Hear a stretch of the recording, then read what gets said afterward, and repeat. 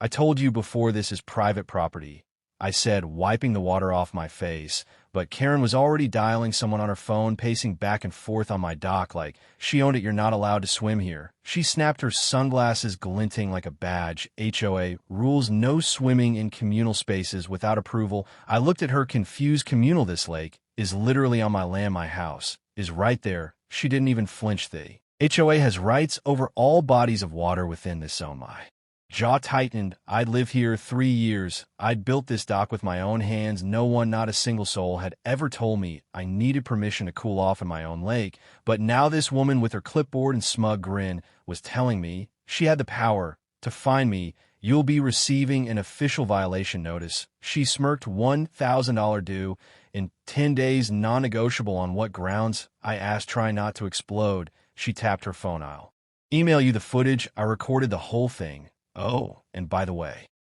next time you trespass HOA water, we'll call the sheriff. Trespass on my own damn lake. The funny part, one didn't even live in the HOA, but I didn't say a word, not yet, because I had a copy of the land survey, I had the property records, and I had a plan. Let her feel powerful for a few days, let her send her little threats, because what she didn't know is that I was about to make her regret ever stepping foot on my dock. 3 days later, I got the notice in the mail. $1,000 fine, stamped with the HOA seal. It was printed like some kind of government document with bold letters and red ink. Unauthorized use of shared water feature. I chuckled as I read it. Shared water feature. The lake was 90% inside my boundary line. The HOA had no easement, no ownership, hell, not even a legal footpath to it. But they were serious. The letter ended with a threat: failure to pay will result in lien. Recommendation to board: they wanted to put a lien on my property over swimming in a lake I owned. I didn't take it personally. I took it strategically. The next morning, I made a few calls, first to the county records office, then to a friend at the assessor's office, finally to the woman who used to run the HOA before Karen bullied her off the board. By afternoon, I had everything I needed. Karen, meanwhile, was busy doing what Karens do, flexing fake power. She started walking up and down the street with that clipboard again, taking pictures of flower beds, garbage bins, and cars parked too far from the curb. One neighbor, a retired vet with a limp, told me she tried to write him up for improper flag placement. She said I couldn't fly it above my garage. He muttered, said it blocked the aesthetic lines of the neighborhood. Another neighbor got a fine for having more than 2 solar lights in his garden. It was like she was testing how far she could push people. But here's what she didn't know. That same morning, she handed me a second violation notice, this one with a $250 administrative fee. I'd already scheduled a formal review of the HOA budget. You see, there's a clause buried in the HOA bylaws, one line, almost forgotten: any property owner who directly borders a shared amenity can motion for a revaluation of dues if they contribute more than 50% of the maintenance. And guess who paid for the lake's cleanup last year? Me. I didn't ask for help. I didn't invoice the HOA. I just paid the $800 to dredge the algae myself. And now that little favor was about to cost Karen and her power-hungry board a whole lot more than $1,000. HOA meetings were usually dull affairs: half-empty folding chairs, warm water bottles, and 3 board members nodding at nothing. But not this time. This time the room was packed. People were whispering, pointing, holding copies of their own violation letters. Someone had printed flyers as Karen abusing power. Another neighbor brought a folder labeled "fine." Since January, it was nearly an inch thick. Karen walked in like she didn't notice the tension. Clipboard, sunglasses, that same smug grin. She sat at the front and cleared her throat.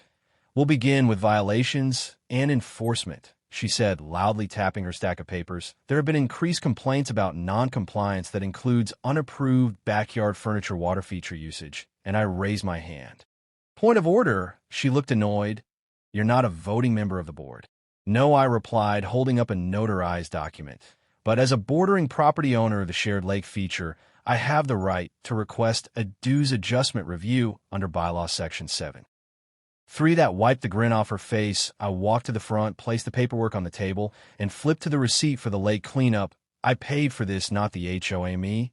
And under the bylaw, if the HOA benefits from amenity it doesn't maintain, bordering owners can raise dues. Dead silence. "Wait, what does that mean?" one of the other board members asked. "It means," I said slowly, "Karen fined me for using my own lake while the HOA contributed nothing to its upkeep. So either you stop enforcing control over it or everyone pays their fair share. Karen, try to laugh it off. This is ridiculous. He's trying to exploit a technicality. No, said another neighbor, stepping forward. You find me for trimming my hedge too early in spring. Want to talk about ridiculous? People started speaking up one by one. I got fined for a crack in my sidewalk. She sent me a warning for having wind chimes. She told my daughter to stop skateboarding in our driveway. It turned into a storm. Karen's face turned pale as her little empire cracked in front of her, but I wasn't done yet. I turned to the board. Based on the calculations, if you want to claim HOA authority over the lake, you'll need to add a $5,000 annual maintenance fee across the dues, split among all members. Gasps echoed through the room.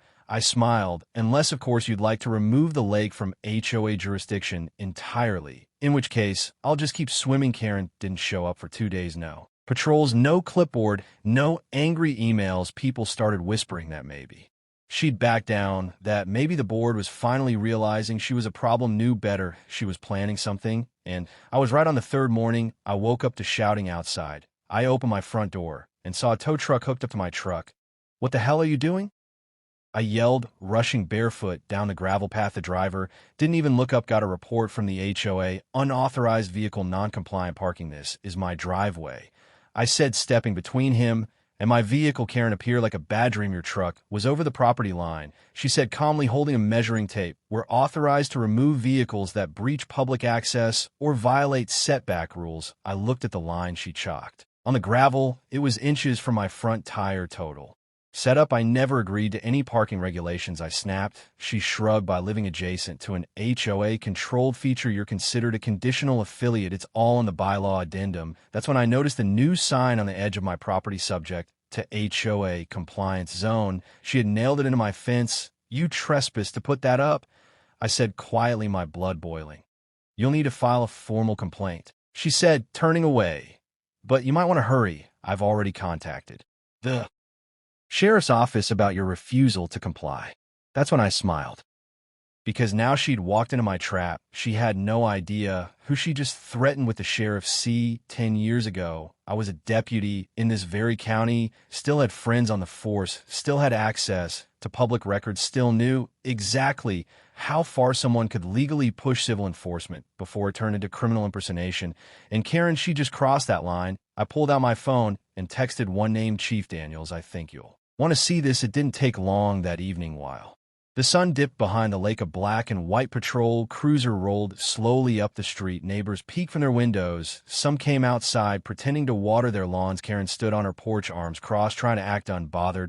But the moment she saw Chief Daniels step out of the car, broad-shouldered, gray-haired, the badge still shining like steel, her smile twitched. Ma'am, he said, removing his sunglasses.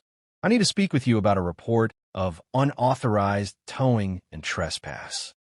Karen blinked. Excuse me, I'm the HOA president. Everything I did was by the book. Daniels raised a brow. Interesting, because we've reviewed the HOA charter, and the towing request you filed listed you as a certified municipal enforcement officer. That true? She hesitated. I mean, I act in an enforcement capacity, yes. But you're not a sworn officer, not Codex certified, not legally authorized to issue municipal violations or tow from private property without consent, and you definitely can't post jurisdictional signs on land you don't own. Her face palled. I'm going to need you to take that sign down. Daniels continued. Tonight, and while we're at it, he added, pulling out a citation pad, I'm issuing you a formal warning for impersonating a public official. Do it again, and you'll be facing real charges. The neighbors were no longer hiding. They were fully gathered, now phones out, recording everything. One guy whispered, that's what happens when Karen thinks she runs the whole damn town. But Daniels wasn't done. He turned toward me. You filing charges? I looked at Karen. Her hands were shaking. Her clipboard dangled uselessly by her side. Not yet, I said. Let's call this a warning. Daniels nodded. Fair enough. But if she contacts you again about anything, call me direct. Karen opened her mouth, but nothing came out. For the first time since she'd started harassing me, she was speechless, and the best part, was only the beginning, because the next day I called a special vote to audit the entire HOA leadership, and Karen, her name, was at the top of the list. The audit meeting was standing room only. More people showed up than we even had chairs for folks dragging and lawn furniture, sitting on coolers leaning against walls.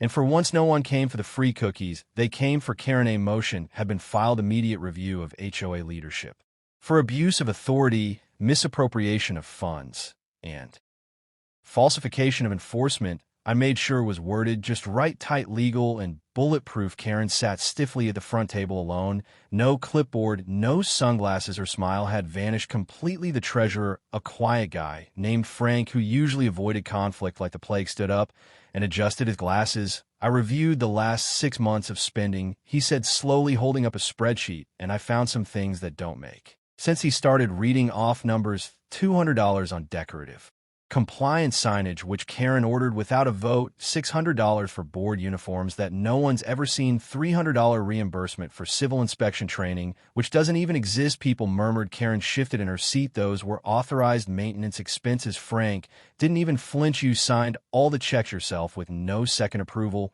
That's a violation of Section 4. One of the budget rules. I stepped forward. And let's not forget the fines, I said, holding up a folder. 47 violation letters in 90 days, dozens of bogus complaints, one against a disabled vet for having a mobility ramp. All eyes turned to Mr. Gaines in the corner, silent, trembling, with his flag pin still on his coat. That's when the yelling started. She fined my kid for selling lemonade. She tried to enter my backyard. She said my fence was emotionally aggressive. The room exploded. Karen stood up suddenly. This is a coordinated attack against my leadership. I did what I had to do to preserve neighborhood standards, but it was too late. Frank quietly laid the final form on the table. A vote of no confidence has been submitted. If passed, Karen is removed immediately. I looked at her one last time. She opened her mouth to protest, but before she could speak, someone shouted, "All in favor of removing Karen?" Almost every hand shot up, one by one, row by row. Even the old guy with the oxygen tank raised his hand. Karen stood frozen, watching everything crumble, and just like that, her reign was over. Karen was gone by morning. No farewell email, no dramatic speech, just an empty chair where her little clipboard throne used to be. But I wasn't finished yet. See, removing her was justice. What came next, that was revenge. I requested access to old HOA records. As the new acting vice chair, the board granted it. No one even questioned me. They were just glad someone normal was stepping in, and what I found, that was gold. Turns out Karen had been charging extra administrative processing fees on top of official fines. None of it was recorded in the main budget, but she'd sent neighbors fake collection notices from a company that didn't exist. Precision Compliance Services, LLC. Want to guess whose name was on the business license? Karen L. Matthews. She had literally been finding people and paying herself. It was quiet theft hidden in plain sight, and now I had the paper trail. I bundled everything: emails, forged notices, receipts, and sent them straight to District Code Enforcement and the County Fraud Division. Then I did something even better. I made it public. I posted everything on the community bulletin board with one line and read at the top, "She fined me $1,000 for swimming." So I fined her entire empire into the ground. It spread like wildfire. Neighbors shared it on Facebook, Nextdoor, even a few local blogs. Someone printed shirts that said "Karen Free Zone." Another guy put up a sign, "Near the lake, swim at your own freedom." And as for Karen, she was hit with a $12,000 county fine for fraudulent business practices. Her fake company was shut down, and according to someone at the recorder's office, she had to sell her house just to pay the legal fees. The lake's still mine. No signs, no threats, no fake cops, just water, sunlight, and peace. And every time I swim, I smile a little, because in this country, land is freedom, and I didn't fight for this place just to be pushed off my own dock. A few weeks later, I sat on the edge of the dock, feet in the water, watching my daughter paddle around on her inflatable kayak, laughing free, without a care of the world. That lake had once been my escape, then it became a battleground. Now it was ours again. No signs, no fines, no HOA bull breathing down our necks, just the soft ripple of the water, the rustle of trees, and the sound of neighbors waving as they passed. It was strange how fast things changed. Frank, quiet Frank, was now president of the HOA. First order of business, he rewrote half the bylaws, slashing the fine system, erasing Karen's legacy line by line. He even came over once, handed me a bottle of whiskey, and said, "We never needed her. We just forgot we had the right to say no." That hit me hard because that's what it was always about. Not just a lake, not just a truck, not even Karen. It was about being pushed around, told you don't belong, told someone else gets to decide when you're in compliance.